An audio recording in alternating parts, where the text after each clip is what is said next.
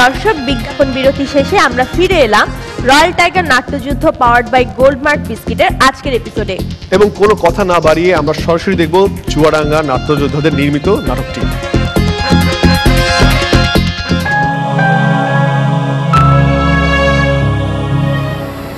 সবই তো শুনলে,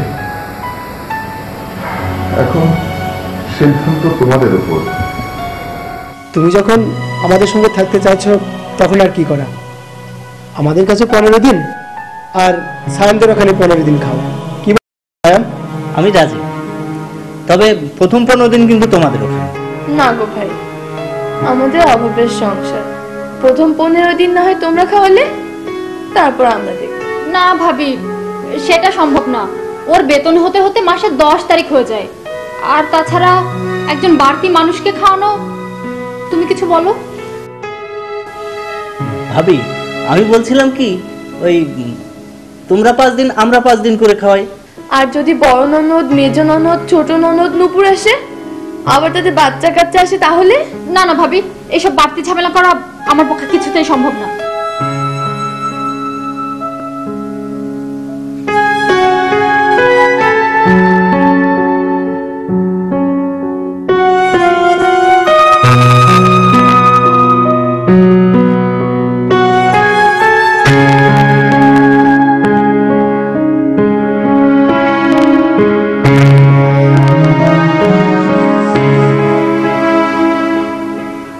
না না, তোমাদের ভাবতে হবে না, আমি ওদের নিষেধ করে দেবো।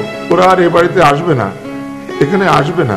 বাবা, নুপুরের বয়ের বাড়িতে আপনি যা যা দিতে চেয়েছিলেন তা কিন্তু আমরা দিতে পারবে না, তাই তো মা? তোমাদের দিতে হবে না। আমি ওর বিয়ের জন্য অল্প অল্প করে কিছু টাকা জমিয়ে রেখেছিলাম, আমি সেই টাকা থেকে দিয়ে দেব। তাহলে আর কি, আমরা উঠি। আচ্ছা, কিন্তু আবার কিন্তু কি? যে মাস 31 দিনে তোমরা ভাই চালিয়ে নিও। সারার সঙ্গে আলাপ না করে। না না, তোমাদের তোমাদের আমাকে নিয়ে ভাবতে হবে না। ওই একটা দিন আমি না হয় উপোস করে থাকবো, আমি উপোস করে থাকবো। কিন্তু বাবা, না খেয়ে থাকলে লোকে শুনলে বলবে কি? তোদের চিন্তা করতে হবে না বাবা, আমি কথা কারোর কাছে বলবো না, কারোর কাছে বলবো না। যাও, তোমরা এখন আসতে পারো।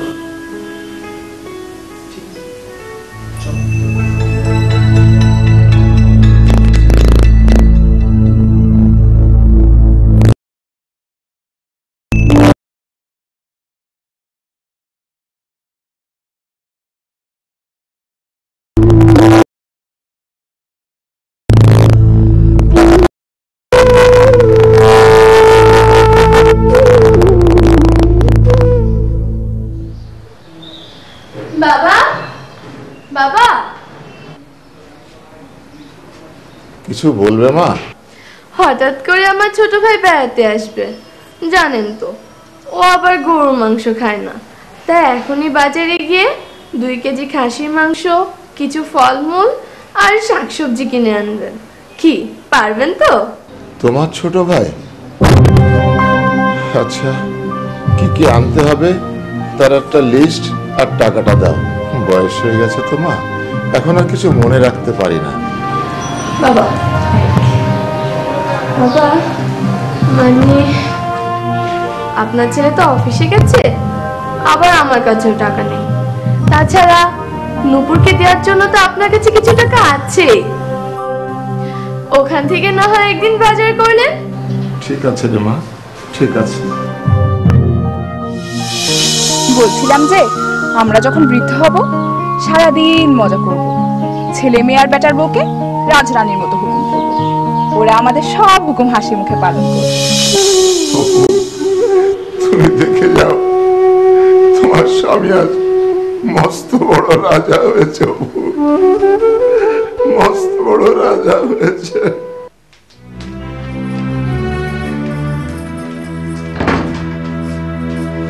তুমি কি তোমার সিদ্ধান্ত অটল? হ্যাঁ, আমি এই বাড়িতে আর থাকবো না। ব্যাপারটা বোঝার চেষ্টা করো, একটু অ্যাডজাস্ট করো। অসম্ভব। যেদিন তোমার বাবা এই বাড়ি ছেড়ে চলে যাবে, সেদিন আমি এই বাড়িতে আবার ফিরে আসবো। সারা, সারা প্লিজ শোনো। সারা, সারা প্লিজ শোনো। সারা, সারা আমার কথা শোনো, প্লিজ যেও না। সারা, এই ভুলটা তুমি করো না প্লিজ। সারা, লক্ষ্মী প্লিজ যেও না তুমি। সারা, সারা যেও না।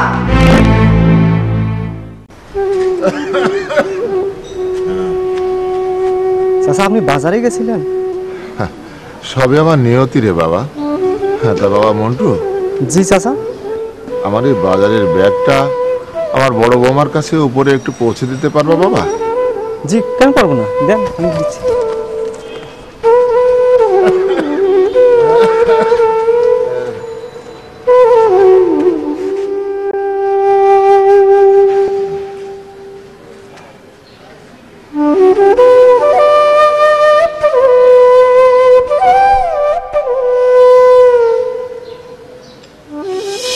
আমি কিন্তু আমার ছেলে মেয়েকে এই গ্রামে রাখবো না।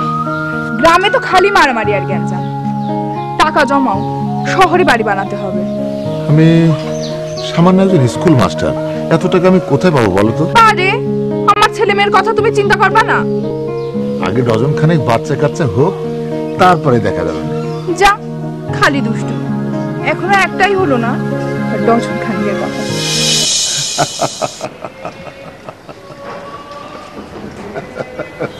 কি ব্যাপার চাচা, একা একা হাসতেছেন?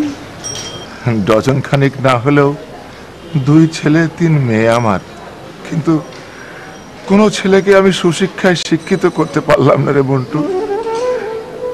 জানিস মন্টু, এই বাড়িটা আমি অনেক কষ্ট করে তৈরি করেছিলাম, কিন্তু আজ এই বাড়িতে আমার জায়গা হয় না।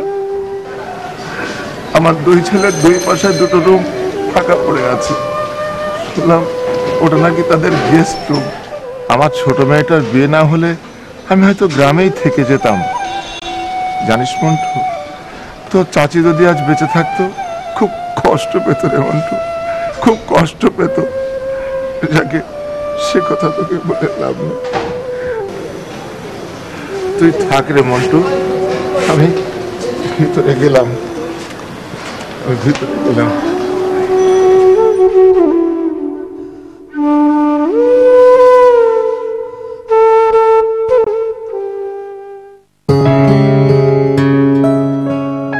বাবা, কোনো কাজ করতে হবে নাকি? না মানে ইয়ে, হ্যাঁ না। সে কি হ্যাঁ না, কি হয়েছে? বাবা, তোমার ছোট বৌমা বাড়ি থেকে চলে গেছে। সে কি বৌমা? তাহলে কি আমি বৌমাকে আনতে যাব? না না, সমস্যা আসলে। সমস্যাটা কি বলো বাবা, তুমি বরং গ্রামের বাড়িতে ছোট চাচার কাছে চলে যাও। যা খরচ খরচা হয় আমি দিয়ে দেব। কিন্তু কেন? আসলে বাবা, সারা তোমার একটা চোখ দেখে ভয় পায়।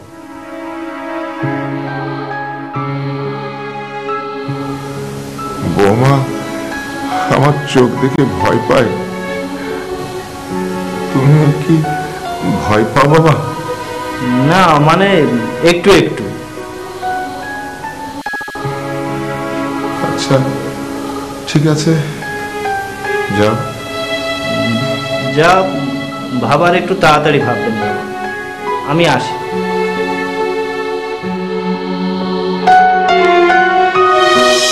ছেলে মেয়ে নাতি নাতনি সবাই একসাথে থাকবো, কি বলো? কি ব্যাপার, কি চিন্তা করছো? যাও। এই কথা বলবো আমি? আমি তো মেয়ে মানুষের মতো ম্যানম্যান করছো কেন? যাও বলছি। ঠিক, চলো যাই। ঠিক আছে, চল।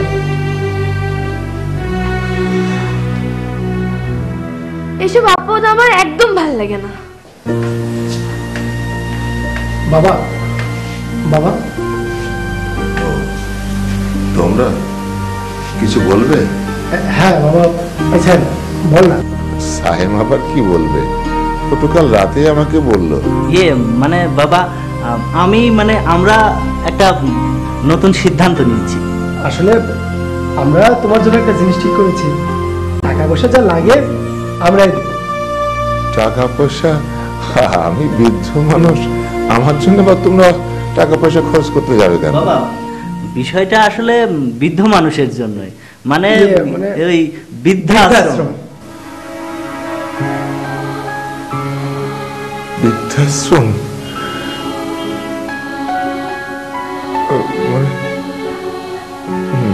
বৃদ্ধাশ্রম? বাবা চিন্তা করো না, আমরা তো মাঝে মাঝে গিয়ে দেখে আসবো। মাসে তো একবার যাবই, আর ওই টাকা পয়সা যা লাগবে সব দিয়ে আসবো। আসলে বাবা সারা আর মালিহা বলছিল, বুঝোই তো বাবা একটা স্ট্যাটাসের ব্যাপার, আমার ছোট বউ নাকি তোমার চোখ দেখে ভয় পায়। তোমাদের কথা শেষ হয়েছে? ইয়ে বাবা, ওই তাহলে কাল সকালে রেডি হয়ে থাকো, আমরা এসে নিয়ে যাবো। কাল সকালে রেডি হয়ে দিও। হ্যাঁ আচ্ছা, আসি বাবা, চলো। কিরে মা, তুই কি তোর সিদ্ধান্ত অটল? হ্যাঁ বাবা। আচ্ছা মা, আমার যদি তোর শ্বশুরের মতো বয়স হয়, আমার চোখ ডিফেক্ট হয়, তাহলে কি তুই আমাকে ফেলে চলে যাবি? উফ বাবা, তুমি কি যে বলো না, উনি আর তুমি কি এক? শ্বশুরকে নিজের বাবা ভাবতে না পারলে সংসারের শান্তি কোনোদিনই সম্ভব না।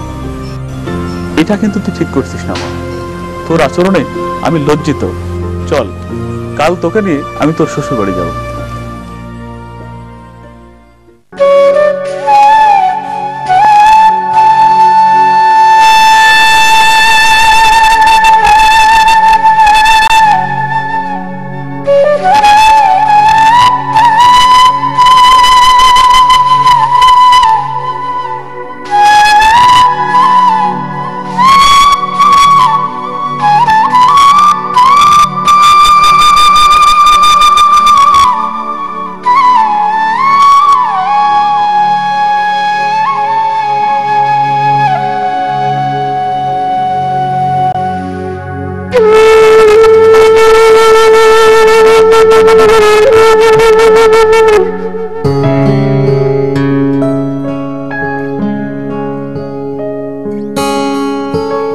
বাবা ওখানে যেয়ে কিন্তু আমাদের এবার ভুলে যাবেন না। আরে ভুলে যাবে কি, আমরা তো মাঝে মাঝে গিয়ে বাবাকে দেখে আসবোই, তাই না বাবা? তাহলে তোমরা সবাই ভালো থেকো, আমি তাহলে এখন গেলাম বাবা। গেলাম মানে? তুমি কি আর একা যেতে পারবে? চলো আমরা এগিয়ে দিয়ে আসি। না থাক, তোমরা আমাকে যেখানে নিয়ে যেতে চাচ্ছ আমি সেখানে যাব না। বৃদ্ধাশ্রম আমি পছন্দ করি না বাবা। তাহলে কি আপা বা নুপুরদের বাড়িতে যাচ্ছেন বাবা? না মা, আমি এতটা অকৃতজ্ঞ নই। আমার দুই ছেলে বেঁচে থাকতে আমি আমার মেয়ের বাড়িতে থাকতে যাব কেন? তাহলে কোথায় যাবেন? যেদিকে দু চোখ যায় আমি চলে যাব। একবার ভেবেছিলাম আমি আত্মহত্যা করব, কিন্তু আত্মহত্যা মহা পাপ, তাই আমি কাজ করতে পারিনি। কিন্তু থাকবে কোথায়? রাস্তায় অথবা পার্কে। ইচ্ছে করলে এই বাড়িটা বিক্রি করে দিয়ে আমার সারাটা জীবন আমি আরামায়েশে কাটিয়ে দিতে পারতাম, কিন্তু তোদের কথা ভেবে আমি সেটাও পারলাম না বাবা।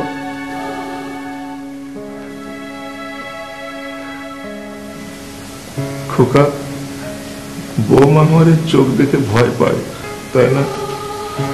তুমিও একটু একটু ভয় পাও, কিন্তু বিশ্বাস করো বাবা, এই চোখের জন্য আমি দায়ী নই। তুমি তখন খুব ছোট, আমার গুলি দিয়ে হাঁটতে গিয়ে তোমার চোখটা নষ্ট হয়ে গিয়েছিল। আমার এই চোখ দিয়ে তোমার চোখটা আমি সারিয়ে তুলেছিলাম। এই কথা আমি কোনোদিন তোমাদেরকে বলতে চাইনি। শেষে তোমরা অনুশোচনায় ভুগবে, কিন্তু তোমাদের মাঝে তো কোনো অনুশোচনায় আমি দেখতে পাইনি। তোমরা আছো তোমাদের স্ট্যাটাস নিয়ে। আমি চলে গেলাম বাবা। বাবা তুমি কোথায় যাবে বাবা?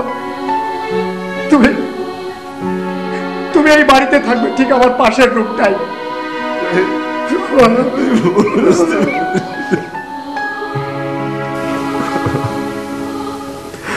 বাবা, আজ থেকে তোমার সমস্ত খরচ আমার। বাবা, সমস্ত খরচ?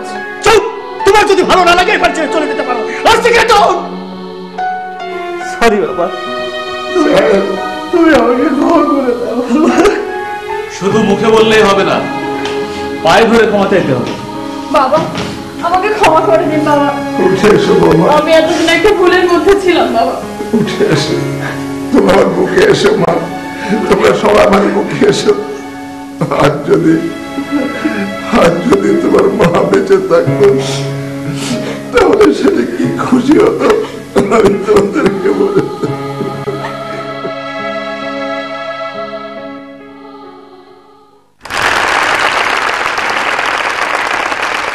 দর্শক, আমরা দেখে ফেললাম চুয়াডাঙ্গা জেলা দলের নির্মিত নাটক প্রতিদান।